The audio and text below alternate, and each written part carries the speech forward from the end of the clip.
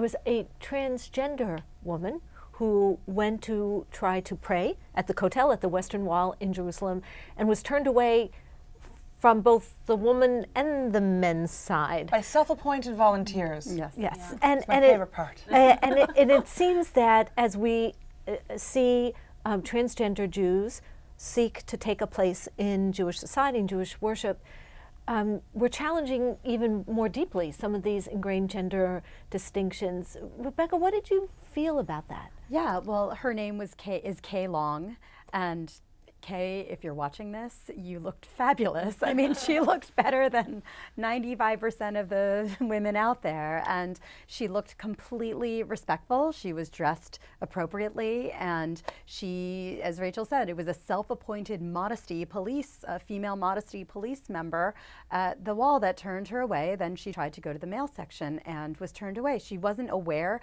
that there's an egalitarian section, which is new, which I wasn't aware of either. But I guess that begs... It's like around. Right, I'm only assuming it's like have to not search for it. in the middle of the two, right? We can get to that in a secret moment. passageway. But you know, is this a battle worth fighting? I think so. I think if you're a transgendered person, then it's certainly a battle worth fighting. You know, it's interesting. We, at the Forward, published an ebook last year about being Jewish and transgender, because there's a lot of really fascinating things that are going on where people who are transitioning or have transitioned are creating new rituals, really challenging some of the ways in which we think about religion and gender. We had Joy Layton on the Salon. show. One of She's coming to the conference. Oh, also. fantastic. Yes. I can't wait to see her. And, you know, it's interesting to me. I'll be honest, this is not anything that I grew up with. It still challenges me and sometimes makes me feel a little uncomfortable, but that's okay. I'm sure there have been times when I made other people feel uncomfortable.